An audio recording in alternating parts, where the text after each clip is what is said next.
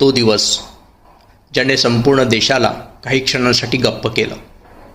ना शब्द सुचले, ना डोळ्यातलं पाणी थांबलं. पुलवामा फक्त एक बातमी नव्हती, ती प्रत्येक भारतीयांच्या छातीत खोलवर बसलेली एक वेदना होती. त्या CRPF जवानांनी कोणताही विचार न करता आपलं आज उद्या सगळं देशासाठी दिलं. आईचं कुशीतलं स्वप्न, पत्नीचं सुरक्षित भविष्य, मुलांचा वडिलांचा हात धरून चालणं, सगळं तिथेच थांबलं.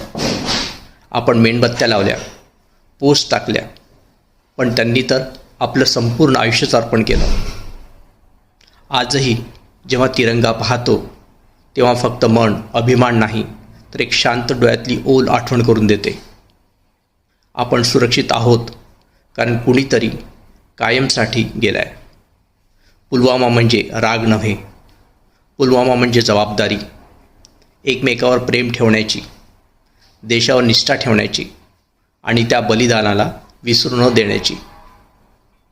आज आपण फक्त एवढंच म्हणू शकतो, शहीद जवानांनो, तुमचं बलिदान व्यर्थ जाणार नाही. देश तुमचा ऋणी आहे आणि कायम राहीलच.